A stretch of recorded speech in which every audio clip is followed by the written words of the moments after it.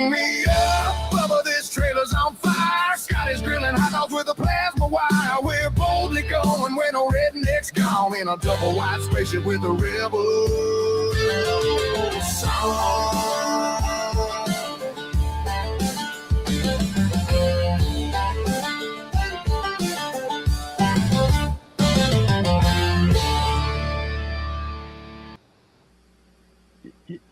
You know, I don't know how many of these there are now on the web. Everybody sends me new ones every week.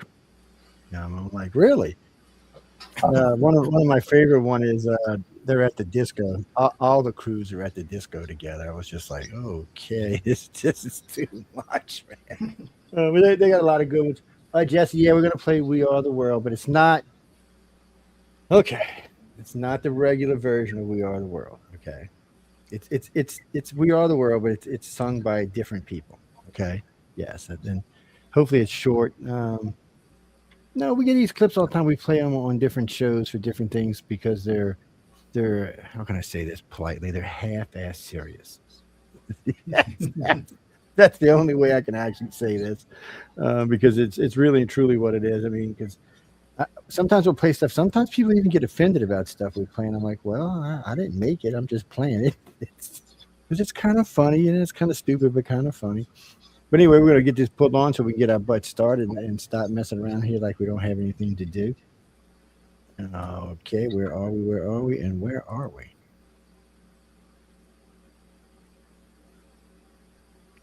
When the world must come together as one, but there are people dying. Yeah, you should take this to heart. Lend a hand to life, the greatest gift of all.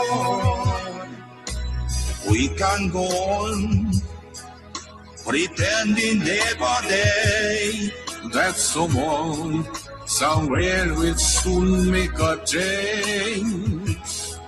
We are all a part of God's great big family, and the truth, you know, love is all we need. We are the world. We are the children. We are the ones who make a brighter day. So let's start giving. There is a choice we making. We're saving our own lives. It's true, we make a better day. Just you and me. Well, send them your heart, so they know that someone cares. And the lives will be stronger and free. As God has shown us by turning stone to bread. And so we all must lend a helping hand. We are the world. We are the children. We are the ones who make a brighter day. So let's start giving. There's a choice we making. We're saving our own lives. It's true, we make a better day. Just you and me. When you're down and out and there seems no hope at all. But if you just believe, there's no way we can fall. Well, let's realize, that a change can only come when we stand together as one. Yeah. We are the world. We are the children. We are the ones who make a brighter day, so let's start giving. There's a choice we're making. We're saving our own lives. It's true, we'll make a better day, just you and me. We are the world. Somebody needs to play this at every UN meeting. Be a good way to start out the UN meetings for a change, instead of with all that hate they got going on over there. I've been to a few of them. It's kind of it's kind of nightmarish. And I know Fred goes too, and but they really should have started out, let the world leaders get up there and sing for a while. Jesus, man. Christopher, when I play this, I get all kind of feedback on it. Some positive, some not positive. Some just like, who in the hell did this? How much work was involved in doing this? Right. With AI, I think it's like much more easier to do for some reason. Yes, and they use their tonage of their voices, so they use their voice to do it. So now, if you want, you can do it for yourselves. They have a program now that if you want to go put your face up there and talk to it a little bit, you can pick a song and it'll do it in your voice and in your whole 9 yards. It's actually pretty good. It doesn't matter. I couldn't sing it. Even with AI help, it's not going to help me out. Anyway, just to bring us back out of the rabbit hole now. Yeah, we're not in the rabbit hole yet. Welcome. Next show. Welcome to the Authors Quill Show. And today our guests are Eric James Stone and Darci Stone. And they are both writers, authors, and Eric's a Writers of the Future winner. And I was just reading Darci's bio, and Eric apparently married up because Darci is also a Writers of the Future winner, but she won the grand prize. So here you go. Welcome you guys to the show. Thanks for having us. Yeah. Sure. And I understand you guys are veterans of Life, the Universe, and Everything, which is a conference that's coming up in Utah next weekend or next week coming up.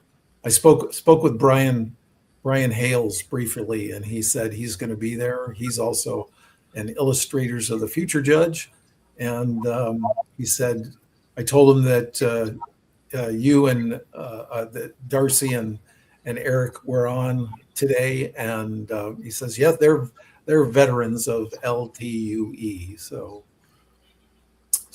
tell us about LTUE. Yes, well, LTUE started as a science fiction and fantasy symposium 40 some odd years ago now at BYU.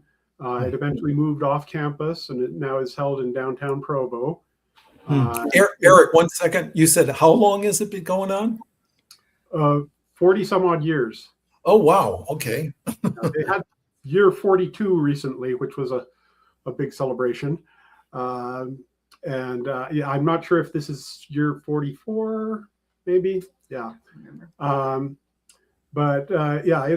it was started by some students there, and it's grown into a large and well-respected writers symposium. It's focusing on science fiction and fantasy. Yeah, Utah is known for having a high interest in science fiction and fantasy. Oh, yes. A lot of readers. We have some authors. So I think there was just a high level of interest, and it was started by college students, but it's really gotten bigger since then. Wow. I think I've done more lectures in Utah great. than any state in the union. I mean, I do a lot of lectures in Utah. It's kind of strange. It's and I know y'all big sci-fi, but apparently they're big into aliens down there too. So it's and every time I visit, well, let me rephrase that. Every time I visit southern Utah, I always take a trip down to Area 51, since it's it's like an hour and a half, I think. Well, and there's the Skinwalker Ranch here in Utah. But I was actually stationed on Skinwalker Ranch way back, about 39 years ago. Longer than that, about 41 years ago. Damn, I shouldn't even said that out loud. But yeah, so I know quite a bit about it. It's but back then I didn't even think about UFOs or aliens or anything. I was just doing my job. I was just out there, advanced avionics, electronics, tech, special services, and they're like, well, let's go see what's out here. Because most people don't realize it, but the military used to own it. I didn't know that. Yes, the military owned it, and everybody said, well, if there was something really there, then why did the military give it up? Well, that's always a good question. And the military is not known to give us things, they like to keep their secrets to themselves. They're kind of stingy with those kind of things. But no, Utah's great. And I mean, y'all have more dark sky parks than any state in the union, including Hawaii, which is just phenomenal. I mean, We were out there a year before last. We were down in Moab for a little while, or yeah, I guess Moab's like in the middle of the state on the side by Colorado, right? And we were there for a little while, and I didn't think I was going to get my wife to leave. She's like, "Oh, we're going to move here." I'm like, "No, we're not. It's too hot." Yeah, no. If you're into stargazing, there's a lot of great locations here. Y'all just don't rain Good in it. meteor showers. Yes, and I was down there for something else, and a friend of mine who does haunted towns took me on a tour. We were actually going to Area 51, but he took me through about 6 or 7 of these haunted towns. Just old abandoned towns. The skies were fabulous. We got some great images. No ghost people, just images of the surroundings and the skies and stuff. It's just really, really beautiful. And then we're in the middle of nowhere. He stopped. Oh, let's get out. Look at the sky. I mean, look, we've been driving for an hour. There was nothing behind us, and we were still an hour from where we were going. There was nothing in front of us. I think his feeling was like 85 or something. I have no idea where we were. He just stopped and pulled over, and he had like a little cubby you could pull into. And we sat there and listened to the coyotes yip and look at the stars. It was beautiful. But you could every now and then, I guess you could see a plane going into Las Vegas every once in a while, but from where we were. But I always tell people, if you want to go see a beautiful state and you want to see beautiful skies, that's where to go. Plus, y'all are fairly inexpensive as states go. And everybody there is nice, and everybody's into sci-fi. I mean, everybody I met was sci-fi this, sci-fi that, fantasy this, fantasy that. Even the people at the hotels I was staying at, because, we were there for lectures on UFOs and extraterrestrials. So they were all telling me about things they saw and adventures they had. I'm like, God, no wonder y'all can write so much. And Utah just reads in a ton, but y'all are producing authors. I mean, you've got to be. I've talked to at least 100 authors out of Utah, at least, and all of them seem to be talented, which is strange in itself. And it's because. Yeah, we kind of have a joke with writers of the future when they print their winners for each quarter that it's very unusual to read through the list of like honorable mentions and not see Utah multiple times. Yeah, speaking of which, for L. Ron Hubbard Presents Writers of the Future, Volume 42, we have 2 illustrators this year that will be published in that, and 1 author.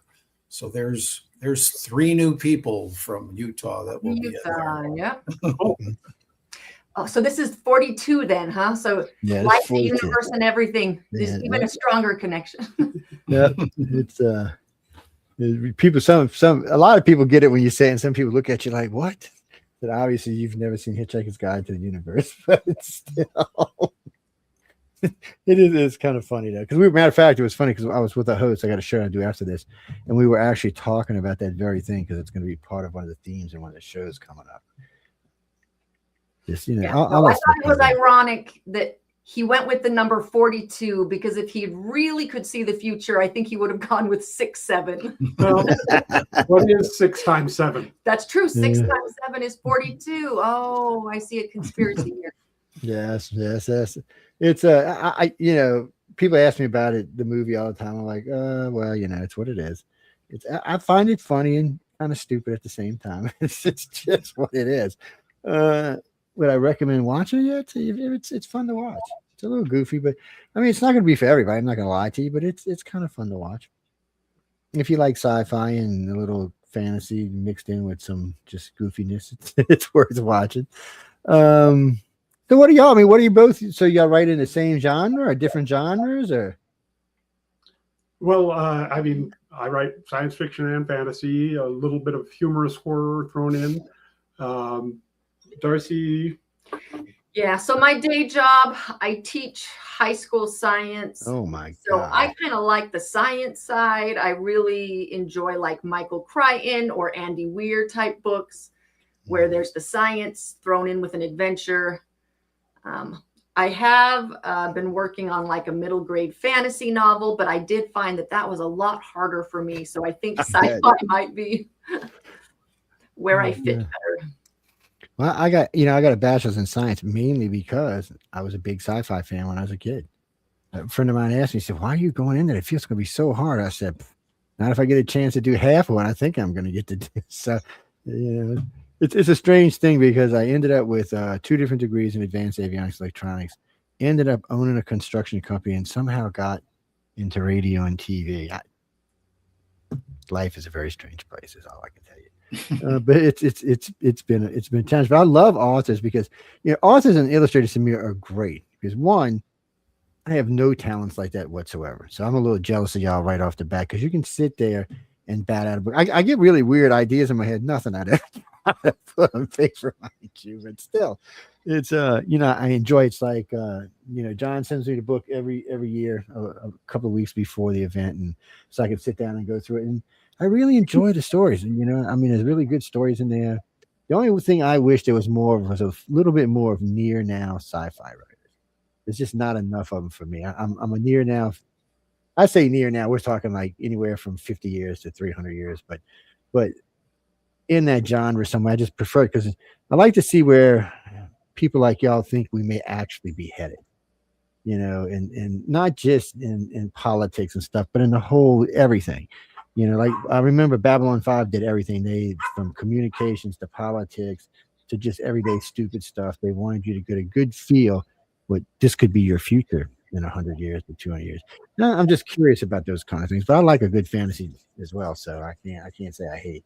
If it's good reading, I'm going to enjoy it. My only biggest problem is now is I always ask writers if they can make an audiobook because I get this much time to read anymore. Yeah. I think that's going to be easier now that you can do AI audio for better or for worse. I think it's going to help in that aspect.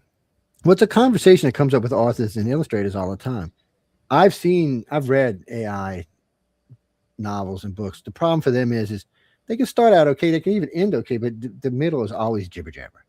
It's you don't even know what the hell you're reading, really. You're just kind of like, okay, maybe you should retire there, Mr. A, and move into another field. Now, illustration's a little bit different. Because they have so much to choose from, it's a little bit easier for them to get out there. But I don't think, not anytime soon. I don't think AI is going to have the creative ability, because right now it's just stealing from you or from everyone, I should say.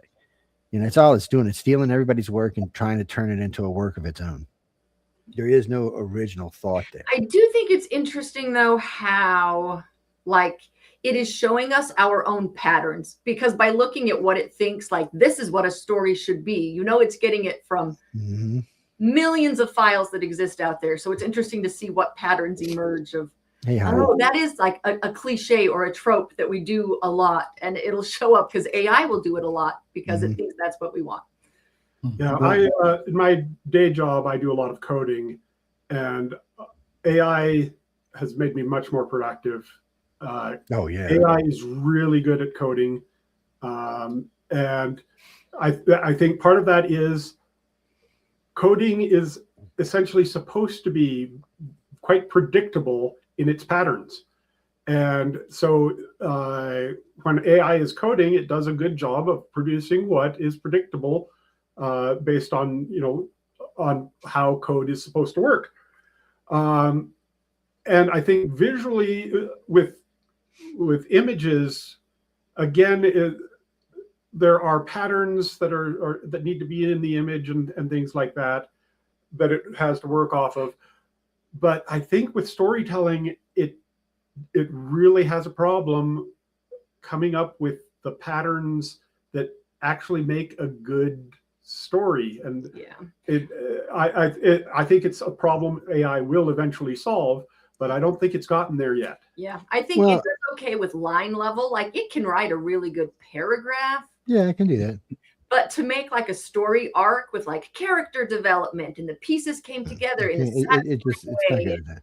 It'll write a biography for you, but it's I've seen too many now. Well, I do a little work with police departments on AI. I got hired a while back. There was an incident in Miami where someone said they had seen this thing running through the hallway in Miami, this creature thing or whatever it was, and they said seen that. So they sent me all the video.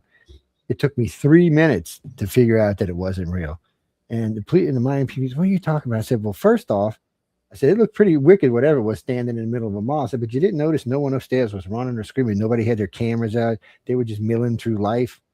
I said, you see a monster running through the middle of a mall. What the hell do you think is going to be going on? People going to be running. People be screaming. I mean, it's going to be eating him. I mean, You didn't see any of that. I mean, people were just walking along, you know. So that I was like, guys, and then I said the thing outside. I said, first off, its hands were stretched this long. I'm like, no, and it's getting better and better. Don't get me wrong, AI is getting better and better, but there's still ways to tell it's AI. There's certain things it just hasn't been able to master. And I think most of this has to do with original thought. And eventually it'll become self-aware and it'll have original thought. I don't know when, and I'm not even willing to make a guesstimate on that. It could be tomorrow, it could be 5,000 years from now, but sooner or later it's going to get there. My only real problem was I work with two gaming companies. I got a friend of mine that owns one, and the one's a big company. And he decided that he wasn't, a company came in, an AI company came in and offered him to replace like 2/3 of his employees. So he said, well, I want to know how. And he said, no. So he said, what we're going to do is we're going to use AI. He said, but all my illustrators, all my coders, and all my authors, they're going to write the storyboards. They're going to do everything for me. They're going to make the original boards. They're going to do everything. And then once we're happy with the whole setup, then we'll turn it over to AI. Instead of taking that next year of development, AI can develop it in 6 weeks. He said, and then I get my game out faster at a cheaper price, but I don't have to get rid of any of my employees, because he hires starting employees right now at $122,000 a year. Just as long as you've got the credentials, he'll hire you right off the street and put you to work. Because he told me an average game for them took 3 years. He said with the AI, it's going to take about 10 months, and you're going to get a better quality game. He said because this way his authors and his writers got more time to spend, because they don't have to worry about how they're going to rewrite all this stuff down the line. That's going to be AI's job. All they're going to do, your job is going to be is creative. I can live with that, because I'm hard on AI, because I don't want to see it replaced. I got a lot of friends. Yeah, well, and that's what remains to be seen is, are we going to use AI to increase productivity, or are we going to use it to replace humans? And I can see it go either direction. So, well, I was watching it making, as a contract, I hired people to do mural work for me, which they make a lot of money doing murals for us. I think the cheapest one I ever did was about $28,000, but the problem is now is you can take the picture and put it on a little robot, and in 15 or 20 minutes, he can do a whole wall 10 foot high, 50 foot wide, and it's done, and it looks damn good. That's going to be hard to compete with, because, you know, rich people are going to go, well, wait, I can have my whole house done for what I would have paid to have one mural done in my house. You know, that in a way that really, because like I said, I got a lot of friends that are that are authors and illustrators, and I hate to see anybody getting, and I know a couple of them that do mural work, and I just hate to see just go this way. But I mean, as a contract, I can understand it. I would use it. You know, I could do somebody come in and say, hey, I would have a professional artist do all the artwork for me, and then I would use it and transfer it into the machine, let the machine do it, and go on down the line. Because I have one lady do a navigation scene on a ceiling of a friend of mine's, one of my owners' properties. It was $116,000 and took 3 months. The Wow. robot could have done it in about 3 days, maybe 4. Wow. At a tenth of that. You could have bought the whole machine for that, actually. That was just, and I'm not against it, because I want to see, I got a lot of friends, I want to see them make money, and I still use them. Just recently I had an artist go in, and so all the windows, they made them like they painted brick around them, and then they had like grape leaves and grapes hanging down the side. Really, really pretty work. And then it gave like a broken brick on the sides and all. It was about $5,000 a window. He did every window in the house, and it was a bunch. yeah, Now, they could that Eric helps read Slush. Excuse me, folks. Oh, sorry. You just had a beast. Go ahead. He just had a beast to do. Anyway, Eric reads Slush for Writers of the Future. And how often do you think you get submissions that are AI generated? Yeah, well, I mean, there are always a bunch every quarter. And I feel like I have a pretty good handle on telling, oh yeah, this one was generated with AI. I mean, even when they don't do something stupid, like put the ChatGPT prompt in there along with the rest of the copy and paste, you know. But you know, and I don't want to give away some of the tells that Don't. But yeah, so I think I can spot AI submissions pretty well. It is possible that there are some AI submissions out there that are so good that I can't spot them. But I would imagine, though, that those are probably ones where the AI supplemented rather than wrote the entire thing, but who knows? Could be. No, I agree with you. I think because I've read too many of them now that they just don't flow is what the problem is. Even if you can get one that can write 400 or 500 words consistently, it just for some reason the stories just don't mesh. They're missing things, or their characters just not right. It's irritating. I know that. I do a little reading for one of the local groups down here. You know, Mississippi, we're big on teaching literacy, and in Mississippi and Louisiana, by the way, and it's going up, but still. And you know, books like these are good. They like that stuff. They're going to read that. It's something entertaining to them. They can sit down and read. There's 12 or 14 different stories in there, and they can enjoy it, pass it around, and do whatever they want with it. But I'm just glad to see anybody reading. Audiobooks are great, but I think in the beginning, everyone should read. And then as you become in busy lives like we all have, audiobooks are fine, you know, because if not, I wouldn't get to hear less. If I just did Mission Earth, which was 10 books, God knows how many hours I spent listening to that. The great thing about audiobooks is you can multitask. That's you know, amazing. Being able to exercise or do dishes or whatever. Or drive in your car. Yeah. I mean, yeah. I have to drive a lot. So a lot of times I'll just throw on a CD or pop in a whatever your thumb drive and just go.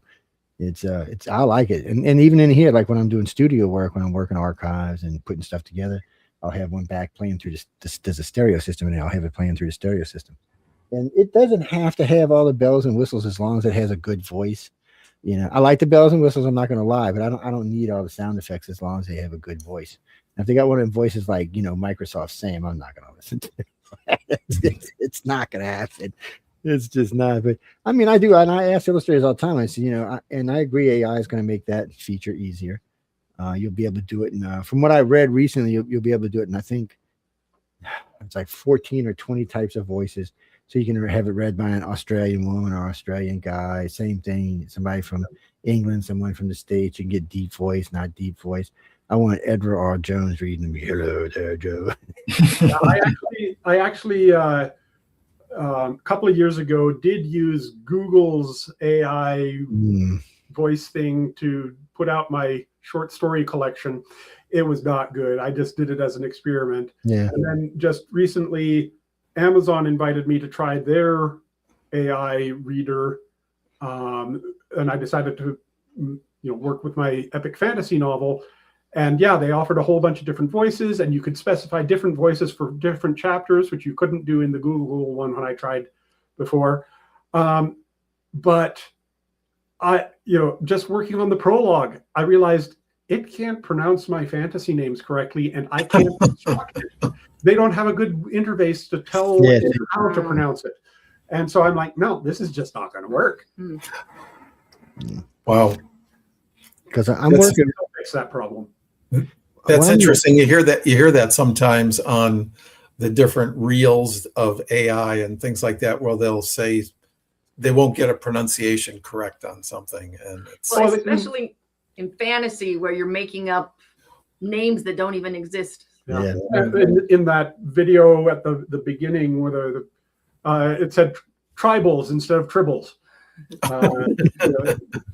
Well, I could see that. Well, my problem is when I'm talking to any AI, I have such a coon-ass accent that it just changes words and completely different words that have completely different meanings, which sometimes can be embarrassing when you're talking to someone like in a text chat or something. And like, Joe, what was that? And I'm like, what? And I'll send it back to me and say, oh, that's called voice to text. Apparently it doesn't work. But I got a bad accent, so it makes it hard. But they need to have interfaces where you can talk to it while you're working. I'm using it. I think it's called Hollywood. I'm working on a mini series right now for one of the organizations I work for, and it's mostly you have to use text. There's some places you can use audio, but I want it because I want to try to help it to stress some of the pronunciations I want, and I want to help it to deepen some of the voices to a different level. Because some of these are older guys, and some of these are characters that are older guys, kind of cranky old farts. They're going to have that kind of, rustic voice that you're going to be, or like one of them Scottish guys where it sounds like they're talking to you with rocks in their mouth or something. So but it's hard to get it to do that. And you can even type in and describe this, which and it will try. I'm not going to lie, it will try, but a lot of times it's just not what you're looking for. It needs a complete audio interface so you can talk to it in real time and explain to it what you want. Because, frankly, I don't find y'all are illustrators, so I mean authors, so it's different for y'all. Your typing's going to be impeccable, but the average person, let's be honest, half of them can't even spell. Grammar just doesn't even exist in this country anymore, thanks to text. That just doesn't. And then we got all these LOLs and all these little tags and stuff. So yeah, I imagine we're giving computers fits at this point. But it's, a lot of people can't take that and put that into something coherent to make money out of it or to turn it into something you enjoy listen to. Even though a lot of them have good ideas, they just don't have the skill to turn it into that. See, y'all do. So, I mean, y'all can get out there and put a story together and make a little money on it, put a story together to help with an AI project. Because it's what a lot of people are doing now. They're using AI. They're coming up with the information and the tags and everything in there. They're using the AI to create their little TV series now. And the AI I'm using right now, let me tell you what, you can't tell a difference. Those people look as real as you and I. They don't, there's no lag in it, no motion lag. And they're really what it looks like is that the AI has taken real people and just merged them together. People, if you're ever into dream studies, they'll tell you, you can never dream about a face you haven't seen. Well, that's partially true. Your mind can take like my face and his face and y'all's faces and cram it into another face. So technically you did see all four of those faces that made the new face, but the new face to you is still new. It's but AI kind of does the same kind of thing. It's going to sample everybody's face and it's going to put it together. I asked it to make me a certain type of extraterrestrial the other day. I wish I had a picture. Y'all would laugh your asses off. It looked, I don't even know how to explain it. It looked like something out of a Marvel comic from like 1910 or something. It was crazy, but as long as y'all are safe, from getting into the illustration and taking over, I'm happy. I have no problem with them making copies, or even maybe making suggestions when they're reading through it, saying, hey, you missed a punctuation here, or maybe you should try this type of, or this word spelled incorrectly or something. But I guess we could call it a fancy grammar check. Yeah, because I'm funny. Like I said, I keep saying this, but I got a lot of friends in the fields, and I really don't want to see them not doing this for them. Put this, and I'll let y'all talk about this, but in the French Quarter of New Orleans, there's a lot of people who go down and paint on the weekends, and a lot of them do portraits. Now, I've watched these guys sketch a portrait by hand for around $500 in about 2 hours. And I've watched these guys out there do oils in about 5, and they're fabulous.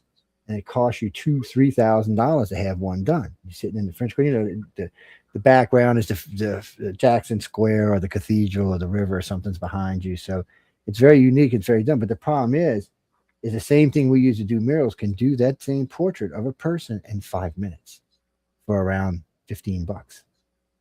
And you're not going to be able to tell the difference. And that really, really scares me because I don't want to see all this mass-produced art. Because to be honest with you, I'm kind of weird about art. I like oils and stuff like that. And I just don't want to see that getting taken away. I figure because y'all authors are going to have more time to before it really starts getting into making a problem for y'all. But eventually, it'll get there. Hopefully, we'll have some good solid laws in the next 2 or 3 years. What's that, Jamie? No, they just said they was in Utah. Why? You going out to Utah? Oh, FanX. Y'all go to FanX, huh? Yes.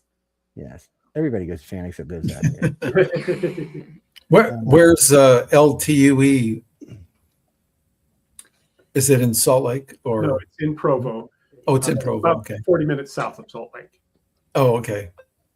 Yeah, I'm.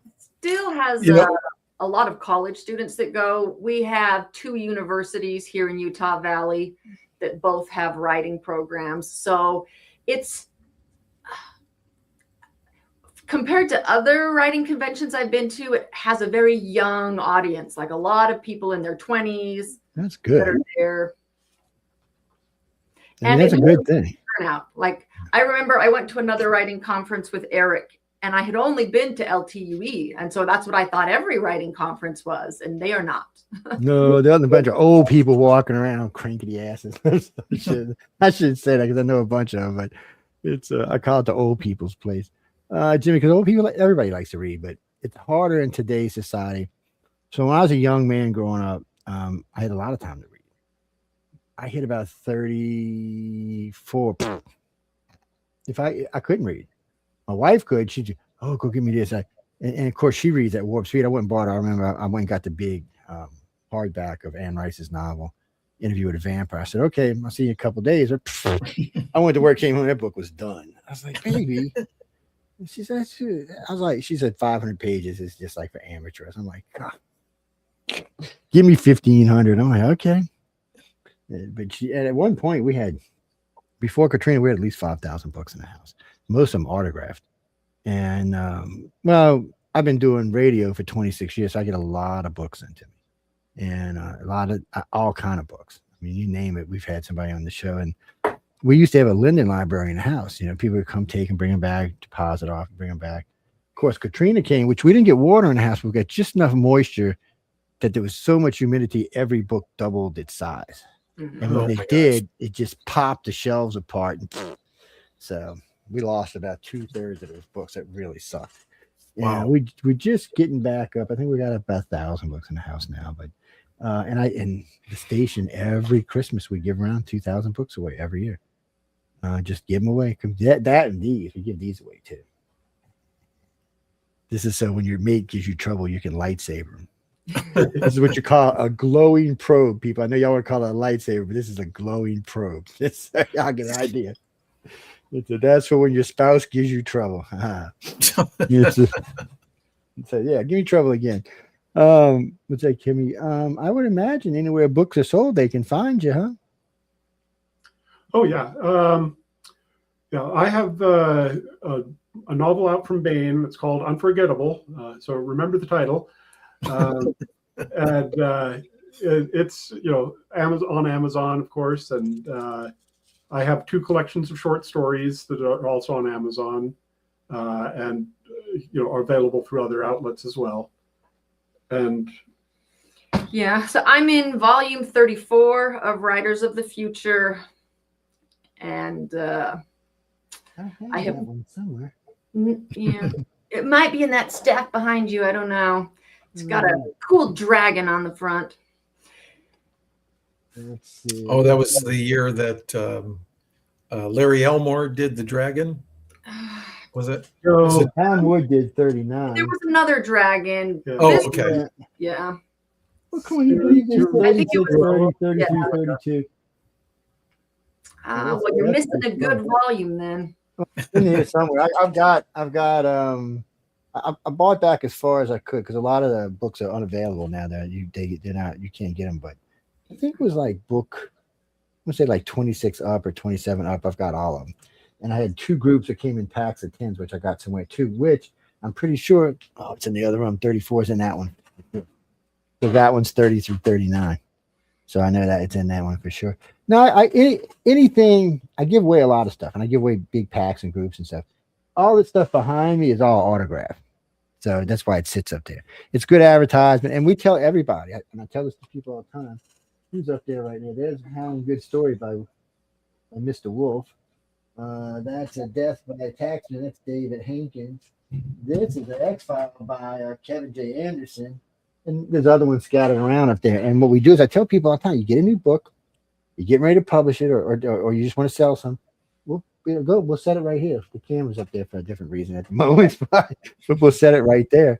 And or sometimes we get 4 or 5. You see this book 41 still up there. As soon as 42 comes in, that'll come down, go in the stack, and book 42 will go up there. Yeah. And we I really enjoy with the Writers of the Future. A lot of anthologies these days have like a theme. Yeah. And so you read a whole bunch of stories that are similar, you know, either by their theme or the type of authors they invite to the anthology. But I love that Writers of the Future, like, it is such an interesting mix of, you know, sci-fi, fantasy, just very different ideas. So it's a good mixture if you just want to. And they put it together pretty well. I've noticed. I've been with them for 8 years, or eight of the new ones, and I noticed when they put them together, they kind of have a flow to them as you're reading through them. No, Kevin. So it's not like all sci-fi, all fantasy. There's a couple of genres in there that they allow you to write about, and whoever's putting them together in such a way as you're reading them, it's kind of a progression.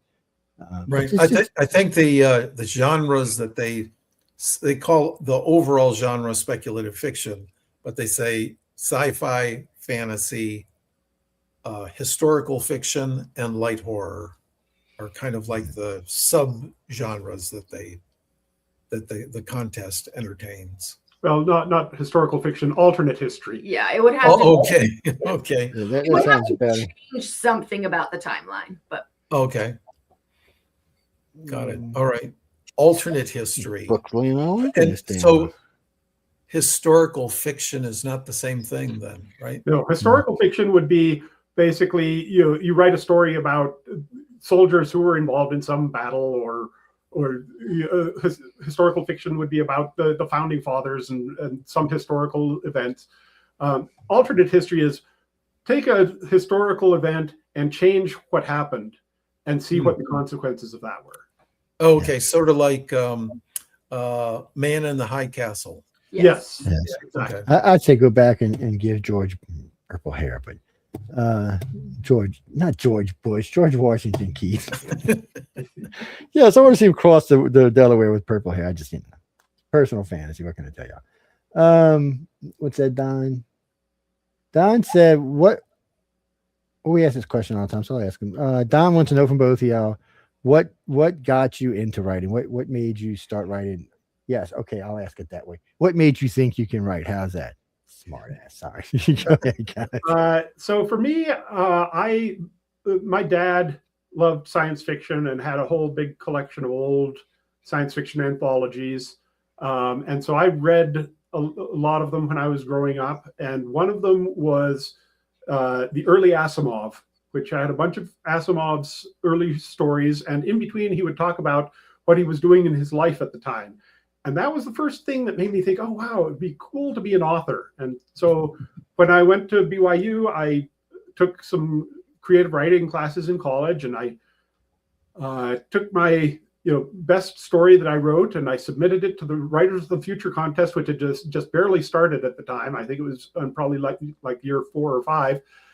And I got a rejection, and I decided, I guess I'm not cut out to be a writer.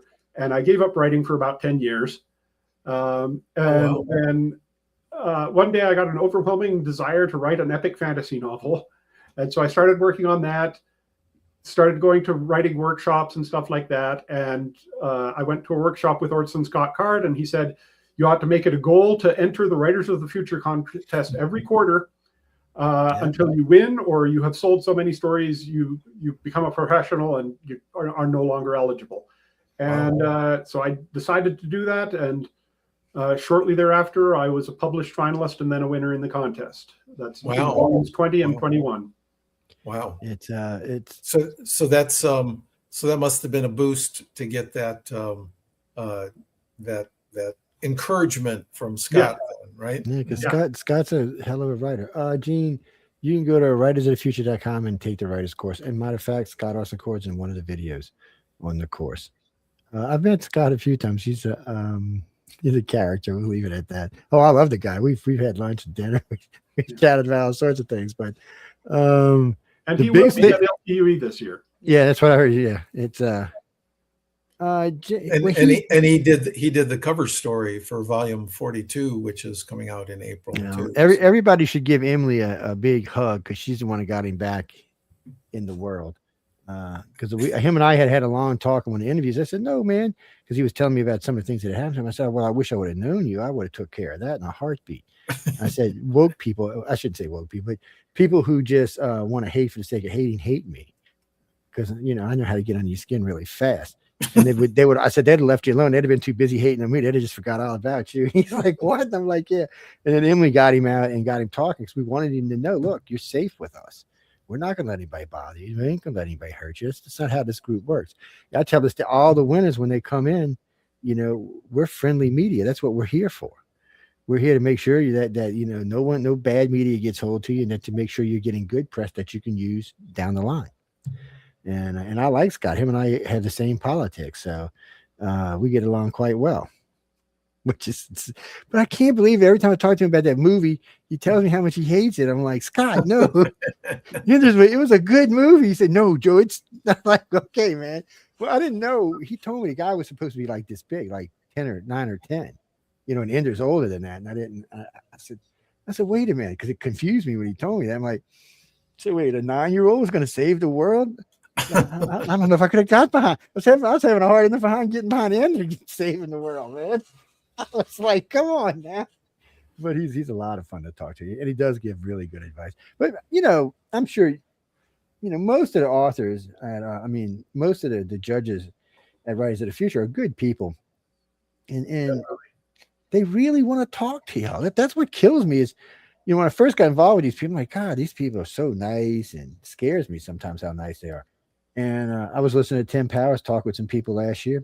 He went out of his way, gave up his lunch to sit down and talk with these guys about how you become a good author. And then some guy said, well, who are you? Do you have any famous books? And I started laughing. I said, no, nobody knows who this guy is, man. Don't worry about it.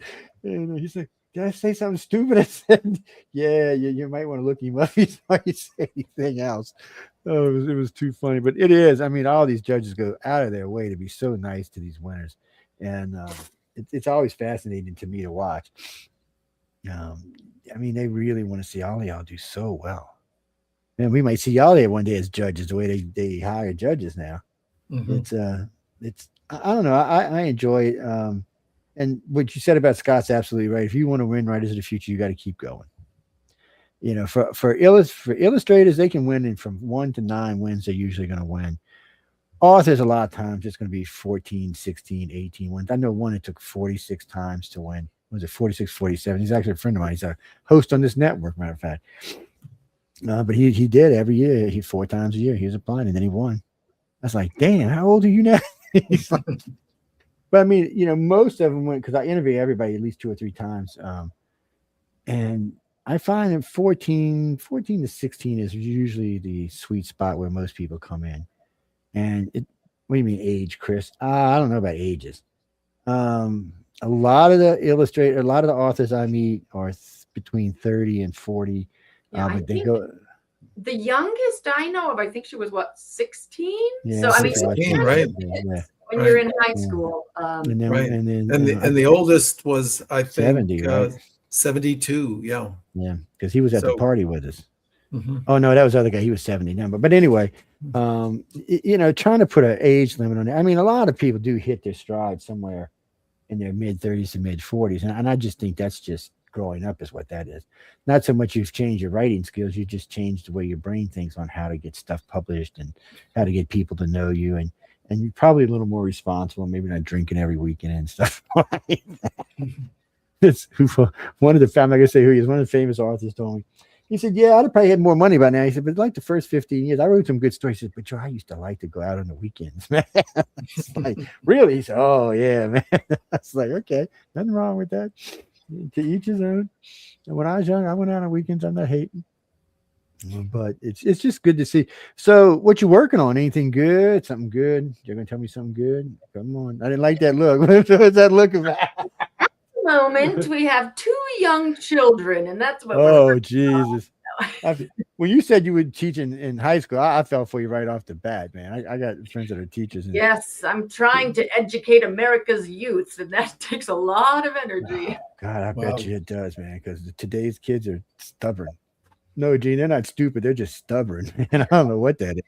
Well, and one of the things as a science teacher, just, one of my pet peeves I think I see it more in movies than books, but this idea that like the scientists are the bad guys, the evil scientist. And I'm like, no, that is, yes, I'm sure they exist, but one of the things I really liked about Andy Weir's, like The Martian and Project Hail Mary or whatever, is the scientists are the good guys. Like we're the good guys.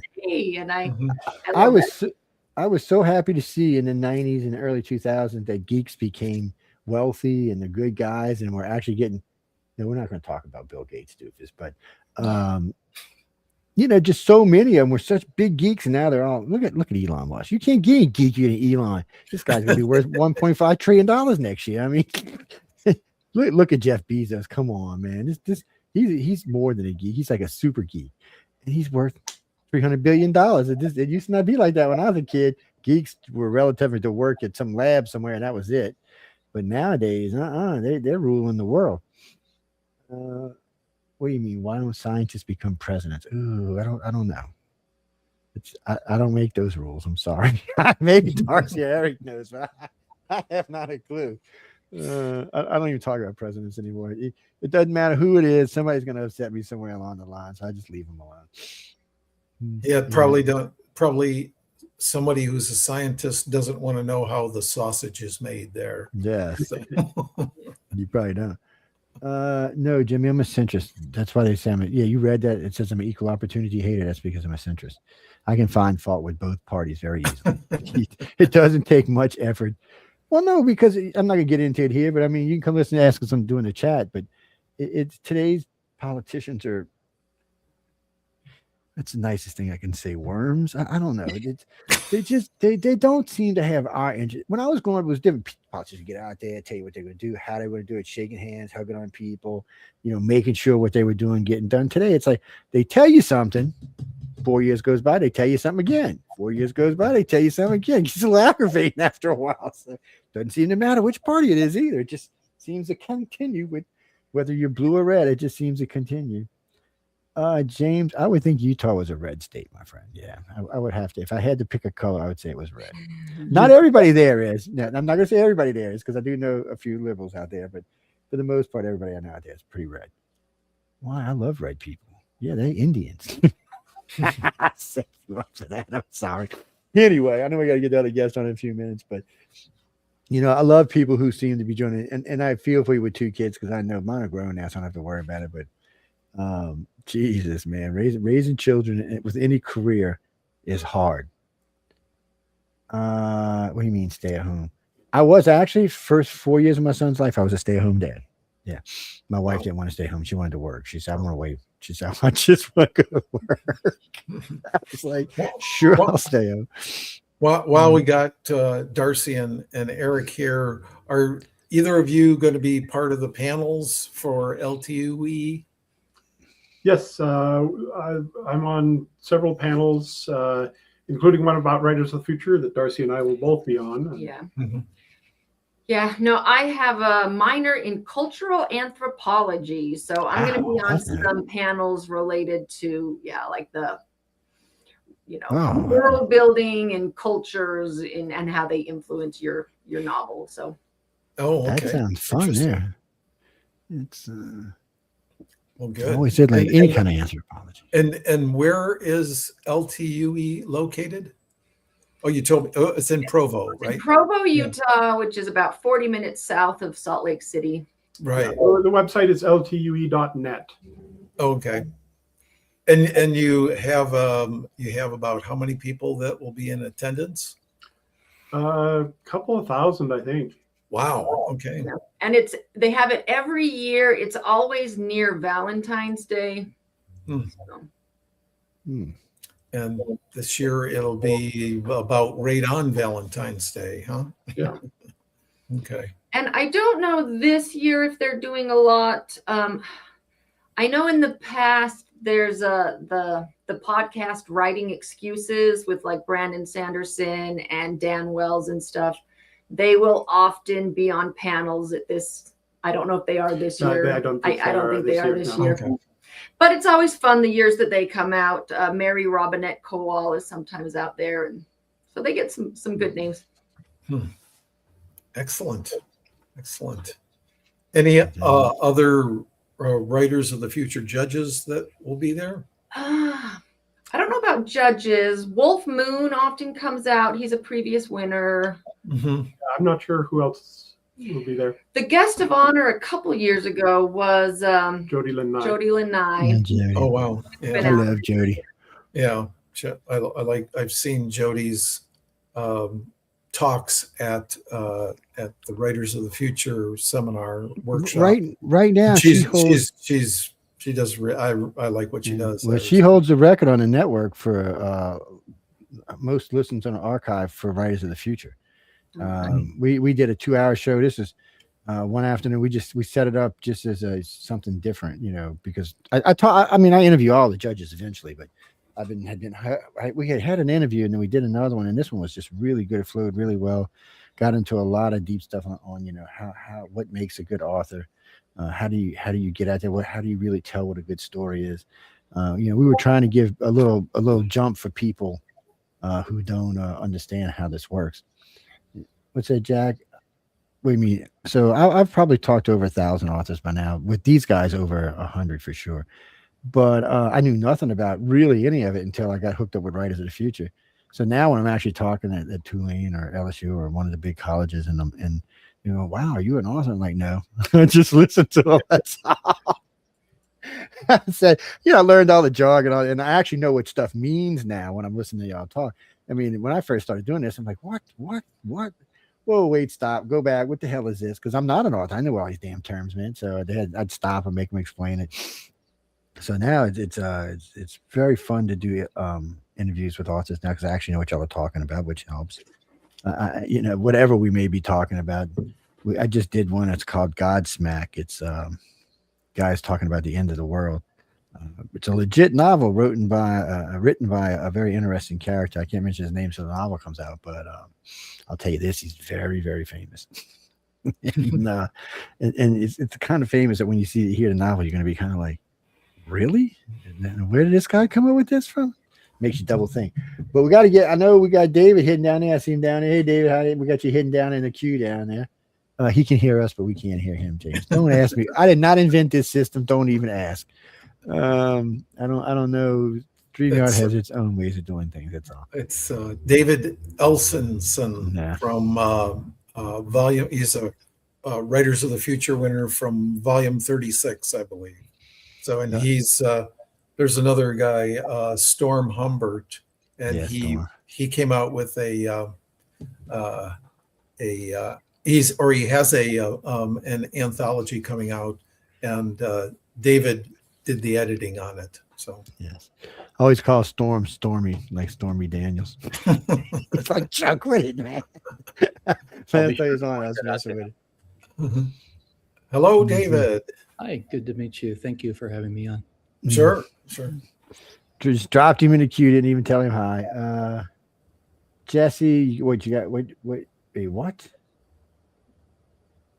Oh no! I guess you can ask this too, David. It was actually put to Darci, but they wanted to know what your all-time favorite fantasy and sci-fi novel is. Is it one of your own or is it somebody else's?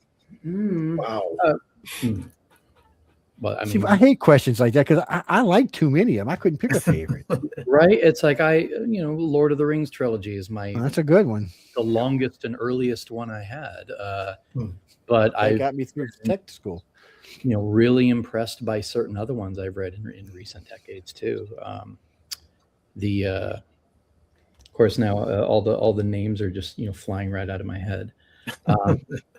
But I'm getting into N.K. Jemison's trilogy, and also like Tamsin Muir's, Gideon the Ninth, and was highly impressed by those. But I've often been reading, digging up old 70s and 80s fantasy paperbacks and reading those too, and getting a lot of fun out of those. Yes, I get on the illustrators all the time about them fancy books, and then there's no content inside. I'm like, what the hell is this about? Darci, Eric, what you think, guys? Well, I'll say that my favorite book series is the Honor Harrington series by David Weber, and our daughter is named Honor in her honor. That's how much you like that. Yeah. I've already mentioned it a few times but currently one of my favorites is probably the Project Hail Mary, which they're making a movie of it, but I would recommend read the book first. It's I always read the book first. And the main character is a high school science teacher. So oh my gosh. That works. Hey, that works.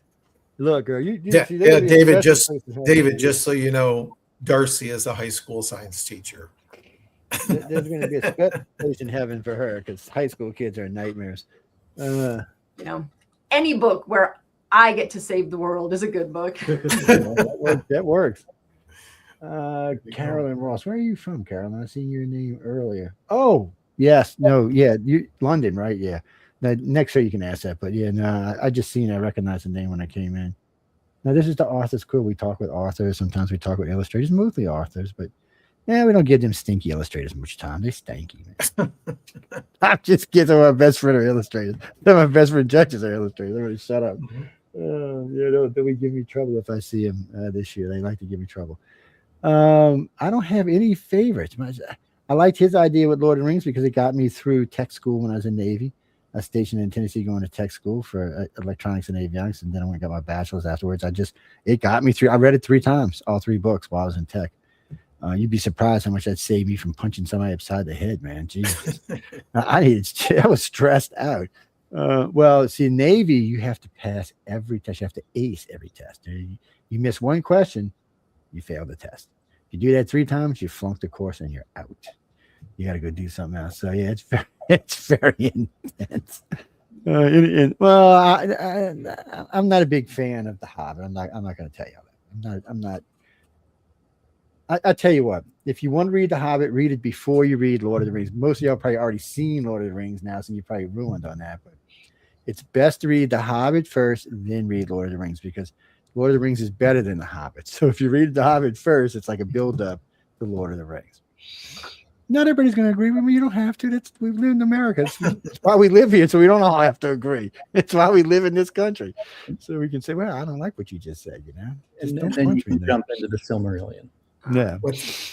I just remembered one of the series that I have probably reread the most is the Murderbot Diaries, which I would strongly recommend. It's a series of like novellas, and there's a couple full-length novels in there, but it has one of the best point of view characters I have ever read. I read the first one. That was impressive. I'm gonna pick up the others. Jimmy, who's that by? Martha Wells. Martha Wells. Oh, okay. You know, my pistol's named Martha. That's weird. I'm serious. It actually is. What's it, Jesse? The Martian Cross. No, that's Ray Bradbury, man. You can get that anywhere. Yeah, that's older than I am. I'm pretty damn old. So Classic, yeah. It's if you ever watched, okay, real fast. I don't want to get onto this. If you're gonna watch a TV series, because there is this 3-part TV series, know this: it does not follow any rules. Okay, there's air on Mars, there's gravity on Mars, there's pressure on Mars. They're just walking around doing whatever. There's aliens on Mars, so it's a fun movie. It's kind of a little intense at some point, but it's out of character for Dave because unfortunately its special effects are very dated in today's world. But I just read the book. It might be better just to pick up the book. You'll probably get more out of it than watching the series. That would be my suggestion, yes. But hey, watch it. It's there. It's free. It doesn't cost anything. I like anything sci-fi. Like I was telling Darci earlier, I like near now sci-fi. That's why I got into The Expanse and Babylon 5. There you go. I'm watching The Expanse now myself. Oh, Expanse is good. For the second time. It's a good series, but I tell all the time, you got children, you can't watch it. It's not child appropriate in any form. There's some parts of it, yeah. Well, there's just a lot of nudity and a lot of drugs there. But there's a lot of really good, solid sci-fi in it. And I mean sci-fi that is producible, that could actually turn into something real. So there's a lot of that in there. The fact that humanity's going to one day live 300, 400, 500 years, that's just a given. It's just going to take us how long it's going to take us to get there. I just recently read an article out of Helsinki that said they could already expand our life to about 150. And most people don't realize it, but if you're 100, say you're 80 and you move to Mars, you're going to add 60 to 80 years to your life. One, you won't even have to take your blood pressure medicine anymore because there's no real gravity on Mars. It won't be pulling down your heart, causing it to have the problems. It also, the wrinkles in your face will start to go away because it won't be pulling out. All the rest of your organs in your body will relax. There won't be any pull. Gravity is what kills us. People don't realize that. Mars doesn't have that gravity. And there's other things that Mars has, the types of pressures and all, that are conducive to living much older. So what you might see, and Elon's talked about this, people might live here to 80 and then move to Mars and live there for another 80 years. Different planet. No, John, once you live on Mars like 10 years, you're not coming back to Earth. Nah. I imagine the gravity would be too much in real science. I think give them a while, they'll figure it out. I'm sure I'll be dead by then, but they'll figure it out. I got fans. So, David, what's your favorite genre to write in, man? You know, I've always loved heroic fantasy and sword and sorcery, that kind of thing. I love reading, I love writing it. But the stuff that I tend to write and the stuff that tends to get published more often, I find myself writing a lot of horror and sci-fi with kind of like religious overtones that don't have a lot of giggles in it. Don't know. I just sort of like fall into that sort of thing. It's I noticed it's a strange thing. So, but this is only for me, by the way. I don't want to get anybody out there getting on my butt about this, but so Battlestar Galactica is a perfect example. First Galactica was campy, goofy, stupid. People loved it. Second Galactica was very dramatic, very little laughter in it. People hated it. Even though it was acclaimed, it did not pull the audience of the first one. It's why, it just got pushed to the side. It should have been a great series. They had great actors. They changed up a few things, but they took a few luxuries here and there, but still there just wasn't enough. And that was the biggest complaint about it. There was just not enough laughter in it. Because one thing about sci-fi, being military, one thing for sure, when something gets really, really, really bad, some dumbass is going to crack a joke.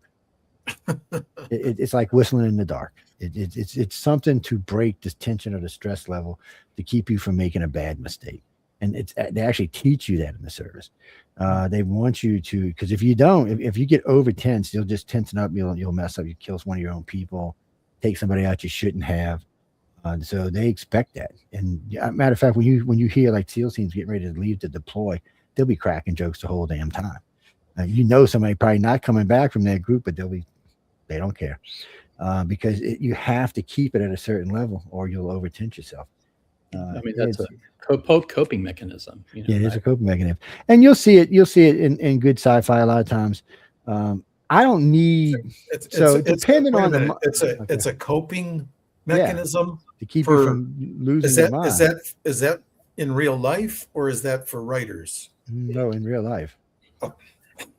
Yeah, it doesn't matter what they are. Relief. Matter of fact, you'll see like in Apocalypse Now, you see the guys out there. Joe, hang on 1 second. I think Darci and Eric are saying their goodbyes. We got to go make sure our 2 children are still alive. Okay, excellent. Thanks so much for being part of the show. Thanks for having us. Yeah, thank you. Okay. Yeah, have a good one, guys. Appreciate it. All right. Speaking of that, where's my dog at? She said that I had to look down and see where my demon was. It's like Expanse. I enjoyed Expanse. It's just you can't have your kids sitting there watching it.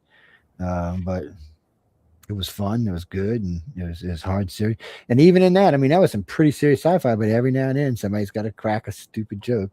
This guy about choking this one guy out. He just says, "It's just really stupid." It's it breaks it enough that you can move on to the next scene enough. But I'm not the kind of, I don't need completely. As long as there's a little bit of humor in something, I'm usually okay. I don't need a lot. Some people go a little overboard with it, and like in Star Trek's a great world, but it's a real fantasy world. It's not anything that we're going to be seeing in the next 300, 400, 500 years. So for us, it's kind of way. I like humor injected or present in a story, but if your story is a running gag the whole time, or if it's full of shenanigans or punnery or that kind of thing, I'm like, it's not for me. Yeah, right. It just doesn't work. It's a different genre at that point, then. So that said, I still like Douglas Adams.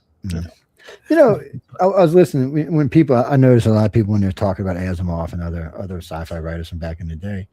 I had no idea who any of these people were, even though I was reading their stuff and even seeing some of the stuff that was turned into TV series and stuff. I really had no idea who these people were. Not a clue. Don't know why. I think part of it was I was in private school and we were always forced to read classics. We had to do a classic a week. And I think it kind of interfered with whatever else I was doing because you had to make sure it was in your head. You had to write a good book report about it. And I mean, what are you going to write about red fern groves? The damn dog died in red fern grove. I mean, that's pretty much the story. Yellers. So they'd like to do a lot of those too.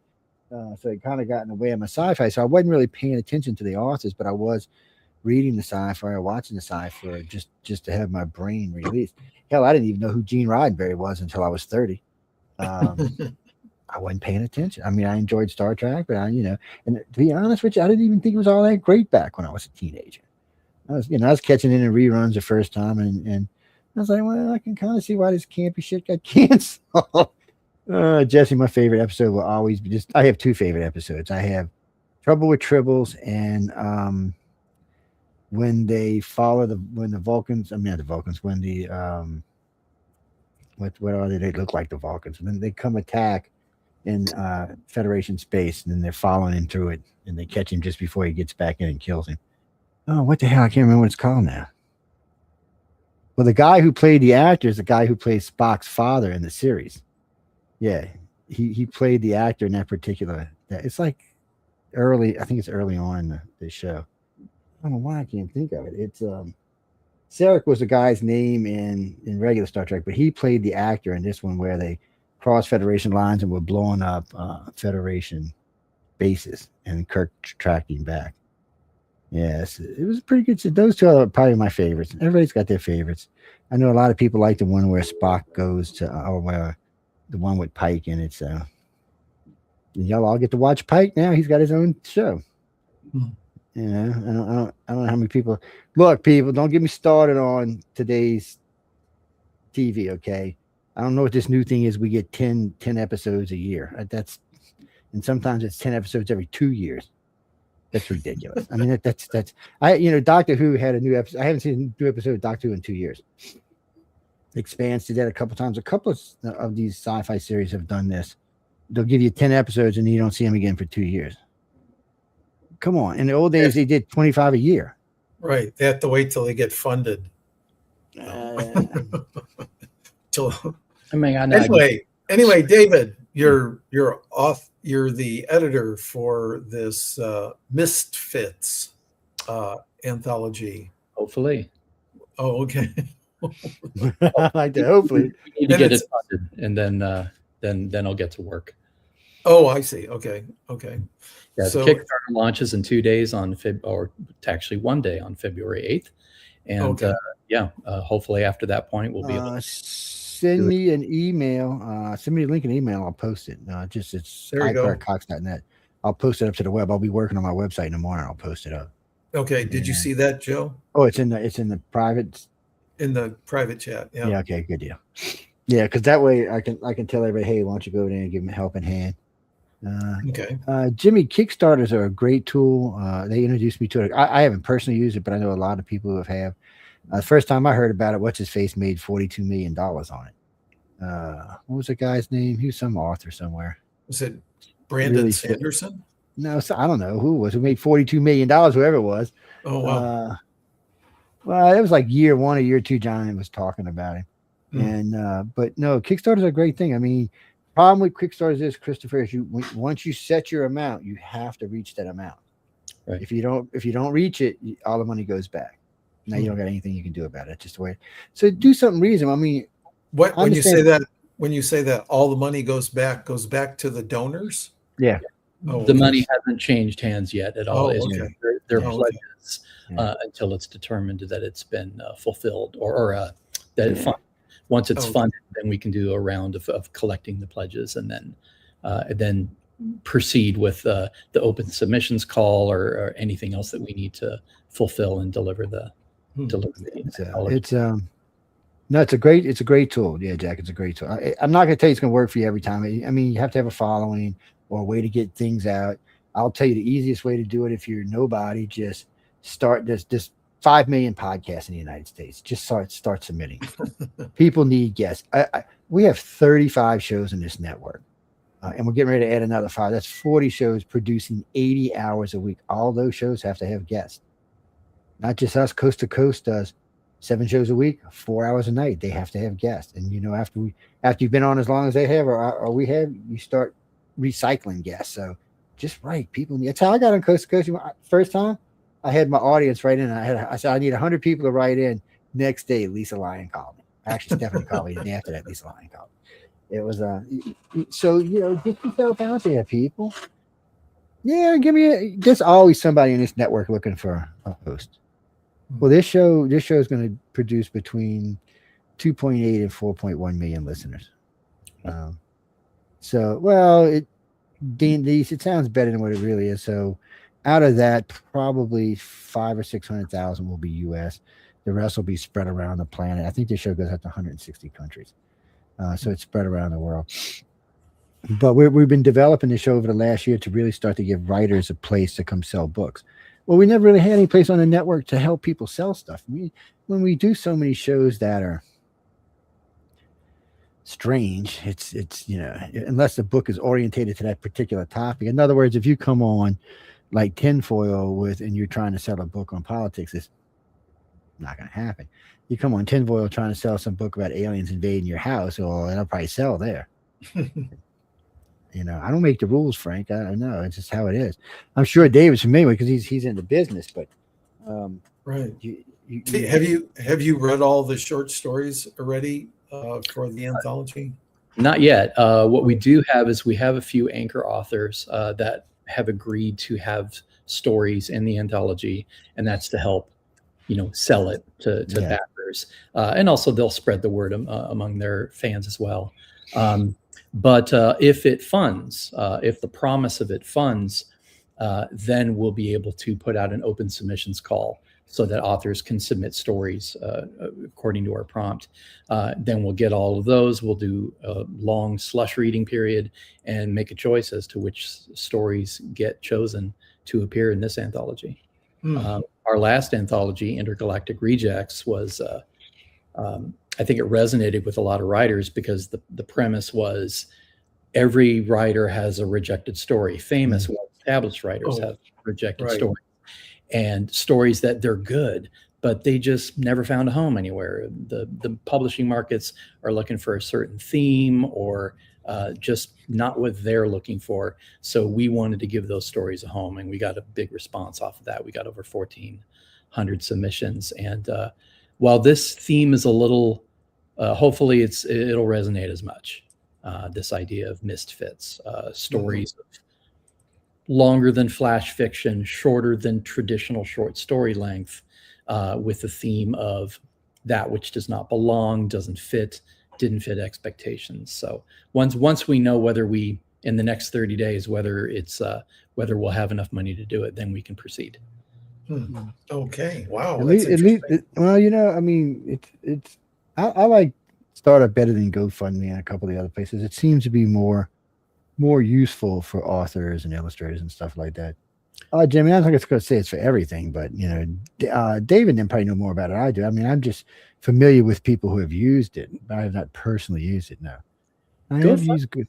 When we were looking around trying to figure out how do we want to crowdfund this, GoFundMe seems like a personal thing. Like I need for medical bills and so forth. And Kickstarter seems to be project based. Like I have something I want to make, and if people can help me out, help us out, then we can deliver it to you. No, I agree with that. More rewards based than GoFundMe. I'm not sure. I don't think GoFundMe has like tier. GoFundMe's got all kind of fees in it and stuff. They aggravate me sometimes, and sometimes I'll just have people send stuff to my WhatsApp account. I mean, not my WhatsApp, my Cash App accounts and stuff like that. I used to use Vimo, but they've gotten a little weird too. And well, Jane, you got to remember, a lot of these Kickstarter's not as bad about fees. A lot of these, like Cash App.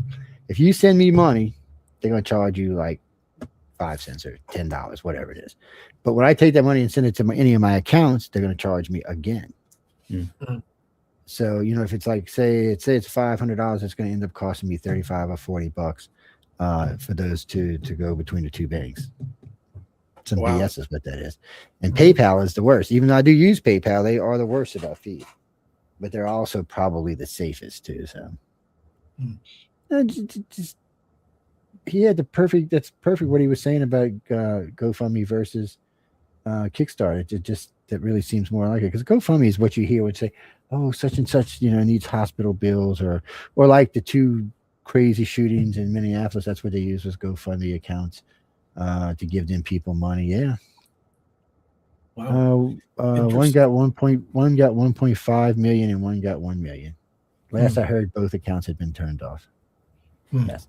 Can't get into that. You can ask me down in the next show in the chat, but we don't talk about that here. Okay. That's sad stuff.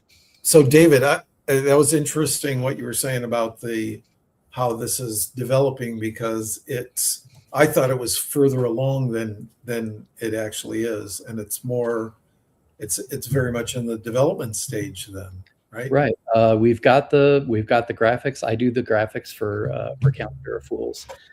So we have the book cover ready to go. We've contacted and established our anchor authors who haven't yet written their stories, but they've agreed to. Okay. But yeah, we're just about to launch the Kickstarter tomorrow. And interesting. So Joe, in the confirmation email, Joe, I'm listening. Oh, good. I couldn't tell. I was rolling up the screen. I put a link in that confirmation email that has the cover art there. So that's what you did, David, right? Yeah, we purchased the artwork itself from an artist. Okay. And the design of it, the typeface, the title, and the layout and everything is me. So I'm usually the one at Calendar Fools to handle that sort of thing. Storm Humbert usually handles Kickstarter things and is in charge of sort of a lot of management aspects of it, and some of us do handle the sales, and so we often trade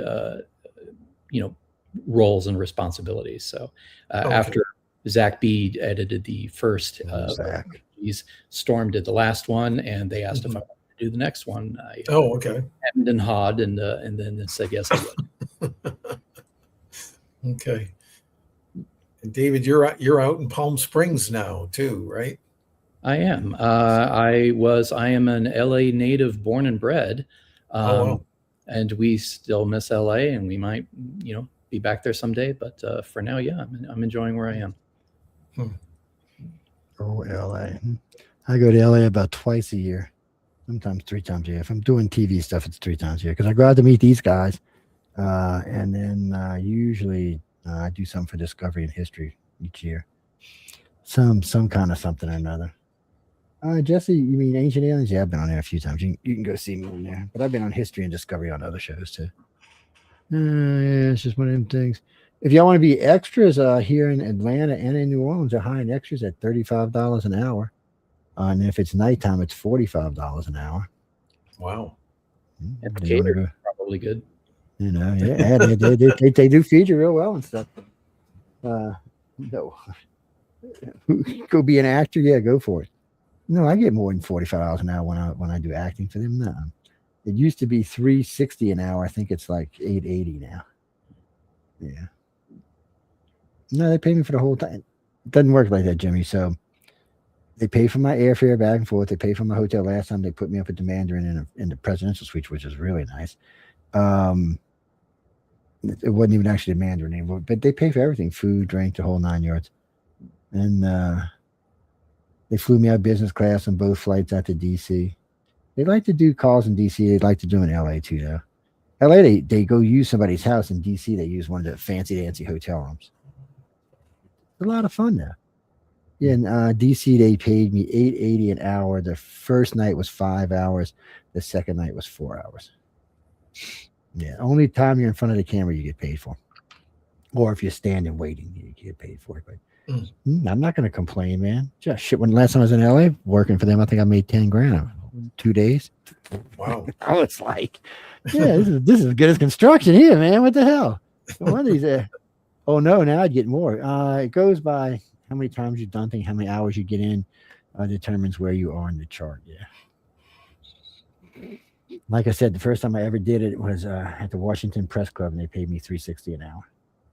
I was giving a lecture at the Press Club. Yeah, it was fun. Oh, the Press Club's great if you can get there. They feed you fabulous food. I got to meet Edgar Mitchell there and Edgar Mitchell and Buzz Aldrin there. It's the second time I'm meeting. They were personal heroes of mine. It was great having dinner with them and chatting for hours about things they had experienced. It was fun listening to Buzz and what's his face argue about they never went to the moon and stuff. That shit was just priceless. He tells Buzz, "Why do you always say that?" He said, "Come on, they watch this go and land. If they can't figure out what else I'm going to tell them." I was like, Edgar's like, "Stop it, Buzz, stop it." They were great. I mean, they were this great to meet in person. They were also several of them happened to be authors. I didn't know that either until recently. Several of them astronauts turned out to be pretty good authors, writing under pen names, but still. Well, that's a good question. I wanted to ask them too. Somebody asked me the other day. They're just starting to write, and they finally sold their first novel. And he said, "Should I have used my real name or should I have used a pen name?" I said, "I really don't know." I said, but I'll ask next time I see some actual authors. I'll ask them what they think, because I know Writers of the Future tells you to come up with your own signature, so that it's not as easy for somebody to sign. But I never really thought about it. I mean, why do y'all use pen names? Just because you don't want your real name out there? Or is there another reason, or what am I missing here? Well, okay. For some, I imagine it's when they have written and published a lot of works that are maybe of a certain genre, and they want to write in a different genre, but maybe publishers don't want to do that because, like, no, we want more of what we've already sold of your work. And so maybe they'll write it under a pen name. Some of the more established ones. I mean, historically, I know a lot of women have had to publish under a different name because of how much less likely they were to get published. To get published. And now, thankfully, that's that's all changed. But still, I remember back in the day, it was I was we're just old enough to be in between everything. I was remembering being from New Orleans. I remember New Orleans was a very, very racist city. And matter of fact, I lived in the suburbs. If you were black and came in the suburbs, the police would pick you up, put you in the car, and bring you back to the city and tell you, if we see you here again, you're going to jail. Now, you can't do that today. You probably be in big trouble. And there was a lot of this, like the sheriff, he used to do stuff. And if there was more than 3 people, they considered it a gang. They would arrest your ass. Only if you were black or Hispanic, not if you were white. I watched all of that growing. I watched the South go from being the most racist place in the country to the least racist place in the country. It's very strange. My son's in an interracial marriage. And he just came back from Minnesota. And he said, those people are ungodly racist. He said he was in Salem. He said, I cannot believe. He said, Dad, it's the North. They're not supposed to be racist. I said, oh, no. I said, the North became very racist over the last decade and a half. I said, I don't know why. I said, I have several friends move out of Chicago and move back to New Orleans because of it. And these aren't just poor people. Like Janine and Mark, these are lawyers, and they are high dollar lawyers. They said it's gotten so racist in Chicago, they don't want to live there anymore. They said it's just, people stare at you, people tell you stuff. He said, I've lived here my whole life. No one's ever told me anything. One day I'm walking out of a grocery store and some guy blanked the N-word like 8 times. I'm sitting there. What the hell? I ain't even done the guy anything, Joe. And I'm like, I don't know, dude. But I've heard that from a lot of people now, from a lot of black friends of mine, and they're saying they've been coming home to the South. I mean, the South has a majority of blacks to start off with anyway, but still, it's different here. New Orleans is a 50-50 city. So you either learn how to get along, or every time there's a party, which is every weekend, there's going to be a fight. Well, there is no fights. Black people don't kill white people. White people don't kill black people. They all get along just fine. They go down in French Quarter and party till they drop. They've learned how to get along. They've learned that it's stupid. But for some reason, our country flip-flops here and there. That's a good book for you to write right there, Dave. You might have to get a pen name for that, too, my friend, but still. So sometimes, I learned a long time ago when I got into media, sometimes somebody just has to point something out. Usually it's enough if one person points something out that somebody else, and especially in today's world, anything can become viral in minutes. Dave might decide that he's going to put out a new book and put out a crazy cover and, sells 500,000 books and the book's got 3 words in it, but it's got a cool cover. It's a different world. Dave, let me ask you a question, man. So being an author, do you notice if it's like particular age groups that buy from you? I'm curious because I never, the Z-Geners are a weird group. No, I don't have a lot of published novels to work from. Okay. So I don't have the demographics of the readers of the stories and the things that I've done. But just in following a lot of accounts of readers and everything like that, I think it's still very strong and extremely diverse. And I know that there's a lot of people looking for more diversity in what's available to read. So I don't know. For my own work, I think it's going to be fairly varied and not cemented in like a particular age group or more men than women or anything like that. Well, that's why I try to keep my writing as open as possible and accepting and diverse as possible. That's a good thing to do. Because I know I'm writing from a older white male viewpoint, and I want to try to think outside that. It's because I don't. Which is a good idea. No, it's a good idea. Anybody because of something I wrote. Well, Jesse, the Z-Geners are a very strange generation. First off, they don't like to gamble and they don't like to drink. Yeah, they're the amount of alcoholics amongst the Z-Geners is low. Even the millennials, it's much lower. That's expensive. They don't have the money to do that anymore. Yeah, that is part of it. But a lot of when you interview millennials, they'll tell you it's because their ex-gener parents or their baby boom parents were alcoholics. So it's kind of strange when you listen to them talk. But my son don't drink much. He'll drink, but he's not a big drinker, and most of his friends aren't either. They'll go out every couple of months and have a drink or something, but they're not. When we went out, we drank till we went out at 11, didn't come back till sunrise. Yeah, put your sunglasses on, go into your car, man. What the hell? They're just not like that, which is for the most part, I think it's a good thing, but I think there's a lack of socializing thanks to, the internet.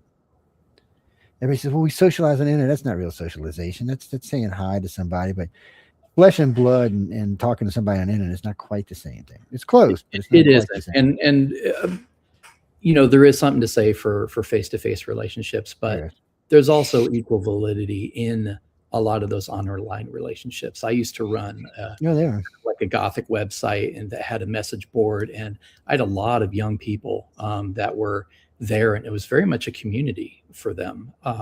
So we had developed relationships that we're still in contact with each other on various social networks, because of the various bonds and shared interests and all that. So I think a lot of those, it's a different kind of closeness, because you communicate differently, and you can still communicate honestly. And for me, the internet is a wonderful way to find little bastions of intelligence and wisdom out there in the world. Like that's true. Or something, and you see somebody else write something cleverly or express some truth of life cleverly, and you're like, you know what?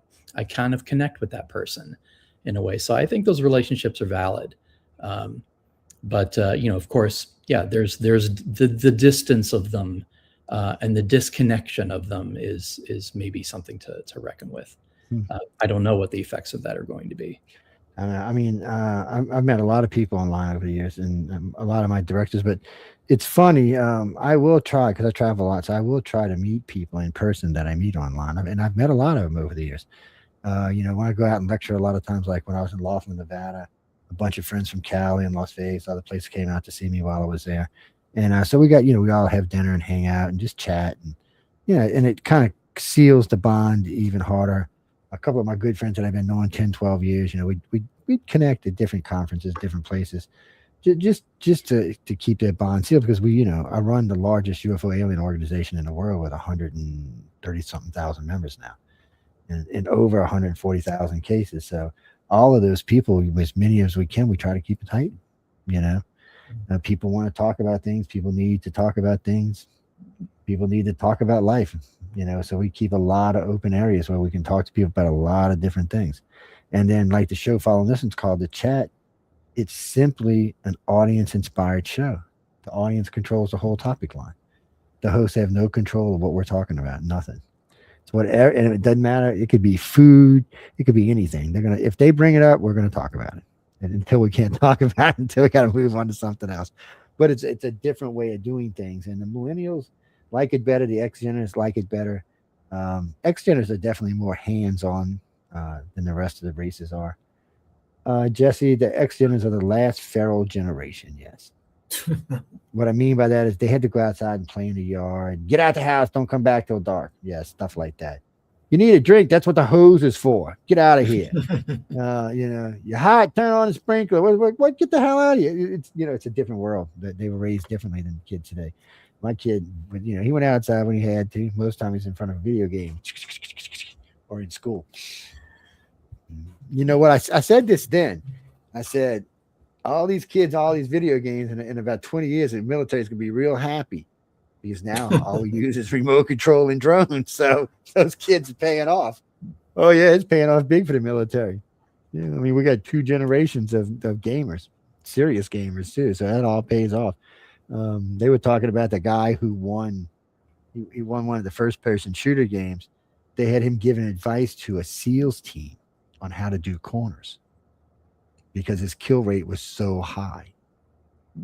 Wow. So when they put him in charge of these, they look like little mini dogs. He was killing people for the military even seen them. He wrote a book about it. I'll have to get the name for you. It's kind of scary because this is just was some kid that they turned into a stone cold killer. I mean, a stone cold killer.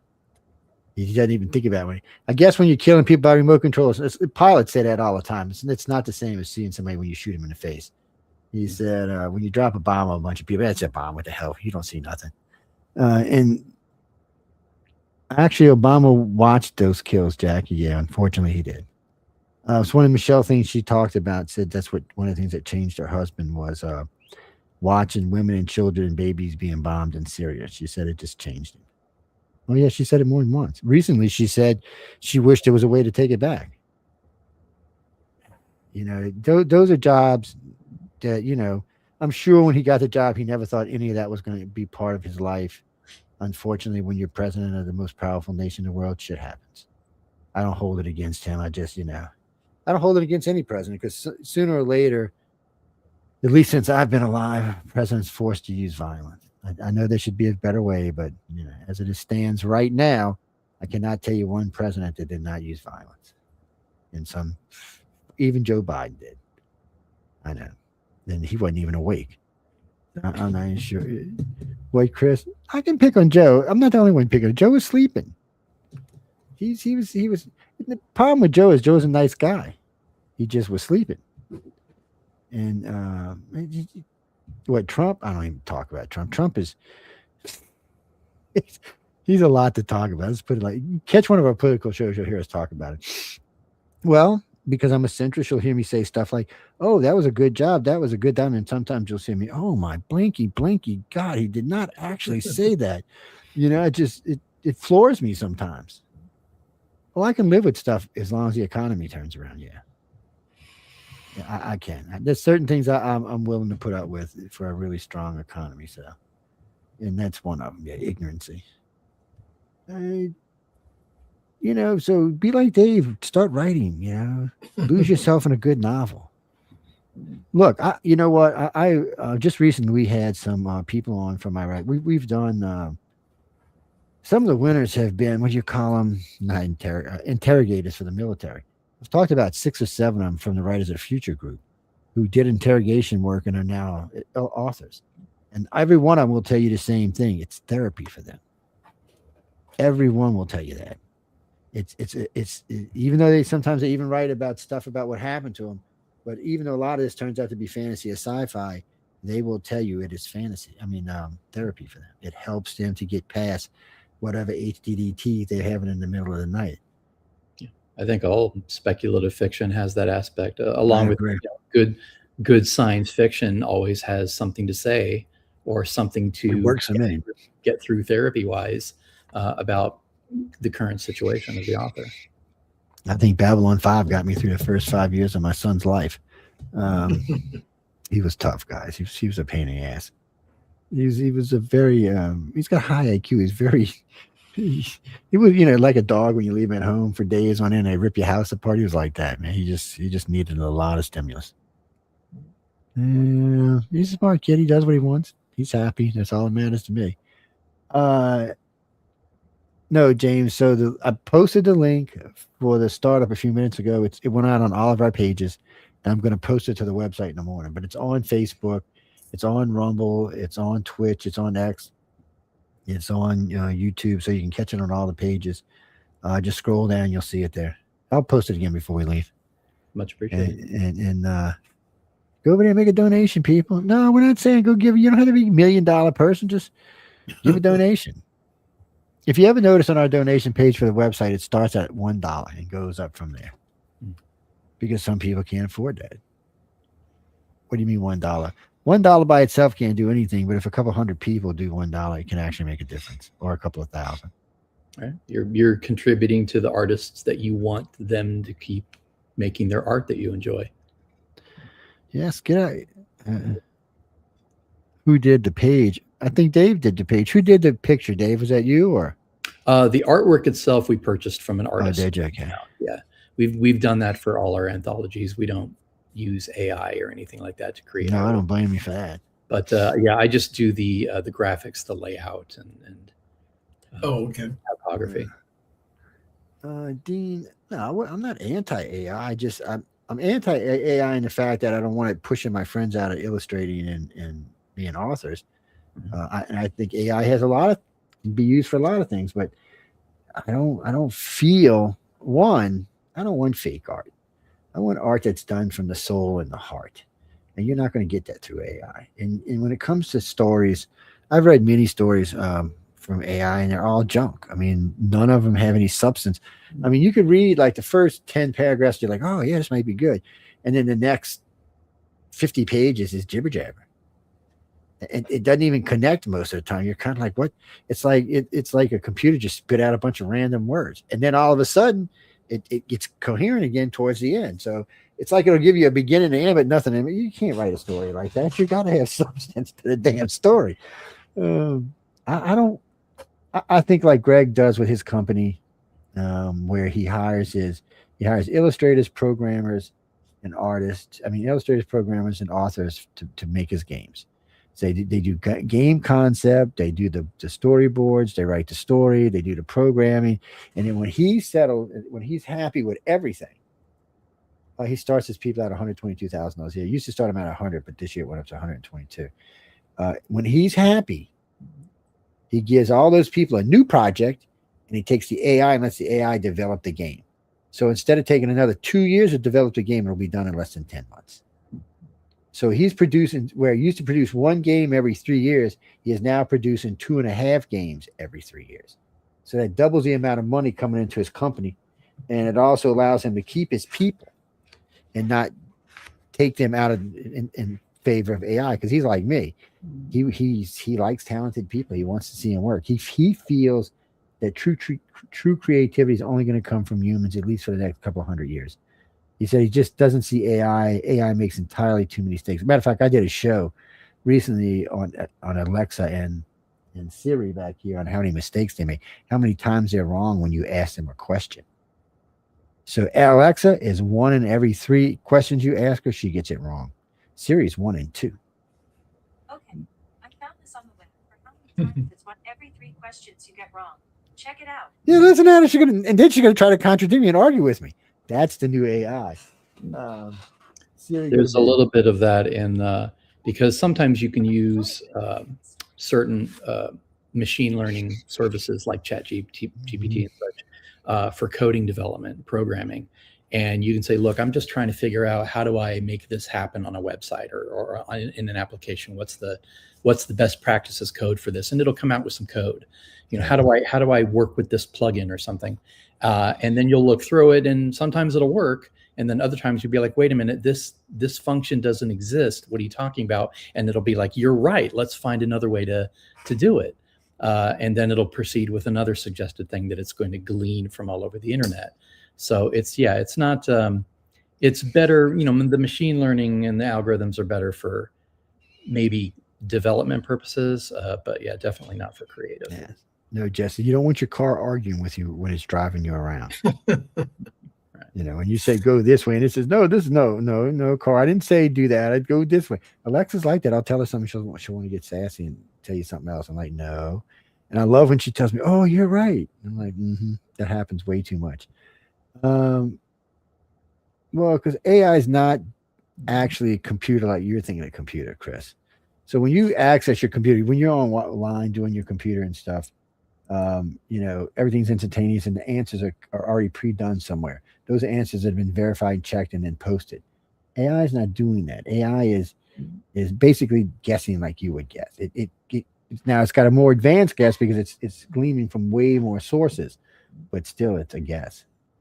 Sorry, guys. And it's going to get worse because the more content is being created by AI, that's the content that's being used as learning material for the answers you're going to get, and it's going to become even more vague. And well, Denise, AI is in trouble because a bunch of artists have gotten together and want to sue because they're stealing their intellectual material. So in order for AI to work, it has access to everything on the internet. Okay, Jesse, most stuff on the internet is copyrighted.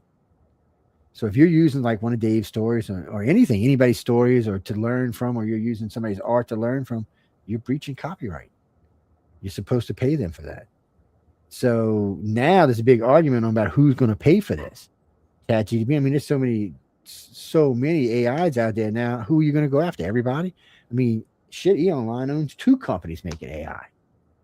Japan's got their own, China's got their own, and America, I think, has 10 or 15 AIs running around right now. So, but they really want to sue. They're like, no, it's not fair to us because, and one of the artists made a good point. She said, okay, I spent all this time making this picture and I did all this work. She said, this AI copied it, reproduced it, and the guy sold it for $5,000 in all of 5 minutes. Wow. She said, it took me months to make this. And it's a beautiful painting. But, it didn't have her signature on it, and you got to prove it's hers. Then you have to prove if AI makes it that she made it before he did or it did. It's going to get to be a slippery slope. And then the Fed swears they're going to come out with regulations on this, that everything AI has to be marked AI. If not, there'll be a stiff high fine of like 50 grand or something. So that might slow things down. I am not anti-AI. I am in a way pro-AI, but I'm not in a way it affects anybody's pocketbook, I guess is what I should say, or creativity. I think Dave's going to work around. Right. Yeah. We wanted to help our daily chores and help our lives be easier, not do our creativity for us. Yes, and I agree wholeheartedly with that statement. Speaking of which, what have you been working on lately?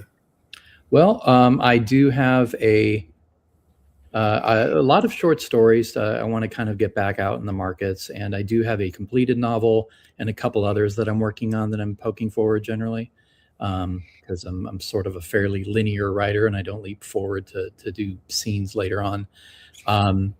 But mostly that, just sort of nudging all of the creative bits and a little farther along than they were. Well, good. All speculative, fantasy, sci-fi, some of it. Right. So just for our listeners, David was a winner in the Writers of the Future contest, and he's published in L. Ron Hubbard Presents Writers of the Future, Volume 36, right? Yes, sir. Yeah. And the story was what? It was called Trading Ghosts, which was one of those science fiction stories with a religious bent that has no giggles in it. Oh, okay. So yeah, it's probably a hard story to like, but I was very I made the book. Can't be that hard to like. Very glad that Joni contacted me. And right. Oh, there we go. Is that volume 36? I'm pretty sure that's volume 36. Yeah, there. Volume 36. Cool. Wow. When you said it, I realized I had it behind me. That's the one with that Echo did the cover on it. Yeah, when she brought all the stuff back to Washington with her, I remember that. Yeah, she was a mess, man. Janice, that's Echo Chang he's talking about. Yeah, she's a coordinating judge for the illustrators. So we're at the the end of the show here. And Joe, do you want to give or David, do you want to give the Kickstarter how they might find the Well, I just posted the link again into the chat group so they can see it there.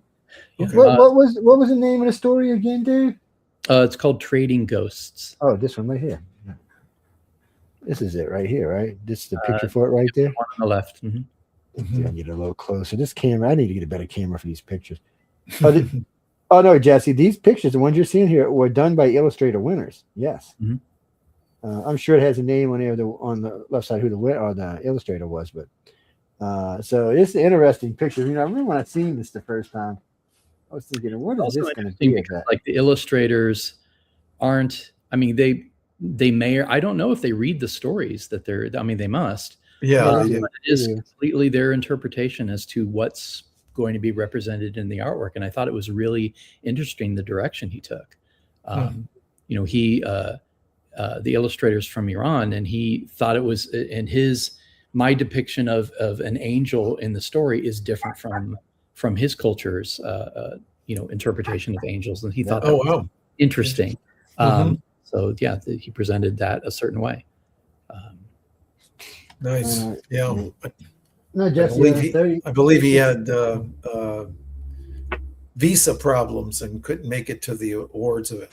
So at the time, I think that was getting out of Iran is not an easy thing, because Iran needs a thing. They're guaranteed. Somebody guarantees that they're coming back. So if they don't have family or certain things that they can threaten them with, they won't let them out of the country. Wow. There's other countries besides that, Jesse. There's a few of them like that out there. Not like us. We just want them to leave. Yeah, we want everybody to leave. Hell, and then on top of that, the Indians want all of us to leave, man. It's rough around here. Get out. Oh no, stuff like that's too funny to me. Because some things are ridiculous, Jesse. I mean, if we were to start thinking like that, you know how far backwards we'd have to go. We'd have to kick all kind of people out. We'd have to time travel and take the Romans and the Greeks out for sure. All of Africa would have to go. I mean, it'd be bad, man. Unfortunately, our world is not like that, Jess. We're a progressive world. We move and stack stuff on top of other things. Think about it. Go to New York City, okay? 8 million people there. Now, if 8 million people live properly, that city would be 10 times the size it is. Nope, they went up instead of out. Yes, we just stack ourselves on top. We just keep stacking on. We're going to make it easier for when the nuke comes, that's all. Yeah. One little thing was an important thing. We are 85 seconds from midnight, people. That is where the doomsday clock is currently sitting at 85, the closest it's ever been since it was conceived. 85 seconds, yes. Don't ask what it means, people. It just means it's 85 seconds. What 85 seconds? We count right now. We count tonight. When's that 85 seconds start? It's crazy. That'd be a good book too, Dave. How the end of the world's going to come. Who's that? Who was it? Not Stormy. Who was it? Well, there you go. I just did a search on Kickstarter, and if you go ahead and go to Kickstarter and just type in Mist Fits, it'll come up with a hyphen. With the not even I didn't even put in the hyphen in. Okay, good. But Mist MISSED Fits FITS, and you can see it there. Oh, good. They won't let me click it from here. That's weird. It's on all the pages too, so you can go right there and just click on the page and go. So hopefully, if people are interested in maybe reading a collection of stories eventually, that will distract them from how close we are to the end of the world. That's right. And some of the stories contained herein might contain themes of the end of the world. Then hopefully we'll have that for you soon. Okay. All right. Bob's going to tell y'all good night. So Bob's going to tell you. Bob says good night, everybody. Thanks very much. Bob likes to hang out. You know, he always says humans taste the best for some reason. I'm not sure why. Well, let me rephrase that. He actually says low cholesterol humans taste the best. Low cholesterol. I guess you and I are off the ballot, Karma. We're too high in cholesterol. But no, it was great talking with you, David. It really was. You know, stuff like that. You get a book. I tell people all the time. You see all the books that are behind me back there. A lot of people are writers in the future. Going to do a lot of stuff with John and them. But there's Kevin J. Anderson over there. That's David Hawkins, Wolf Moon's over there. There's a bunch of other authors laying around. And there's other stuff you can't even see in the studio right now where other things are laying around. And you can't see any artwork behind it. All those pictures back there, people are collected by it. I have a very similar set of the two globes on the metallic background. Oh, I love that. That's okay. I gotta stop. It used to be hung. I took it down. It was hung somewhere else. I took it down. Yeah, I'm gonna put it back up there. It's a great. I also have what's his name's what, touching the two fingers. It's somewhere in the house. That little shit actually cost me a small little fortune. It's a gold foil is what it is. Nice. It's the guys when I brought, I said, dude, that's some stupid paper. He said, no, I'll give you the certificate for it. I'm like, really? He's like, yeah. I said, oh, okay. Not what I was looking for, but hey, it's a pretty picture. Okay. See, that's what Carmen lives. You better get out of here, Carmen. I know you got to go. I do. You got to get. Tell John when you talk to him, I'll send over his numbers. I got to send him something else because he forgot something. Okay. But I'll send David, so good to have you on the show. Hope you enjoyed it. Very much for it. Yeah. Like I said, anytime you get anything, just let Carmen and myself know. We'll post it up there or send it over. Do much appreciated. Yeah, okay. I can tell when somebody's been in my studios because my books the kids come in and want to steal a book sometimes. Grandkids love these anthologies. They'll sit there. They want to steal books. That's better than nothing. I don't complain. I say, look, help yourself. You'll hear stuff like, "Hey Joe, can I have a book?" I'm like, "What kind of book?" Yeah, one of them. They actually know what an anthology is now. They're like this tall. I'm like, really? I'm like, yeah, okay. Yeah, since you know what it is, go ahead and get one. Go read it. Now I'll come back there. They're on the couch just reading their little happy asses off. You hear them going ooh and ah and stuff. I'm like, it's just so nice to hear. I gave 2 cases of actually L. Ron Hubbard books to one of the local libraries just recently, and said, "Here, Nice. give them away, put them in your library." I think it was book 36 and book 35. Oh, nice. Left over, yeah. But anyway, I know we got to get out of here. I'm gonna let you get out of here. Dave, it was great talking to you, Carmen. I know you got to go take care of business. Ladies and gentlemen, remember I'll be on the chat with Sean and Jay in a little bit. We'll be talking about a lot of different stuff. One of the topics is somebody I had given testimony at Congress a while back on UFO stuff, and then somebody actually sent me a new project that they were working on through the military and asked me if I would review it. So I said, you know what? Let me do it online. That way I can get more feedback from it. But on that note, we got to go. Thanks again, Dave. Thanks again, Carmen. John's getting beat up by Emily. Yes. Okay. All right. No big deal. She said, I'm just teasing, guys. I'm just teasing. Okay. On that note, we got to go. Thanks again for tuning in to the Authors Quill on United Public Radio, and we'll see you next week. Have a good weekend. All right.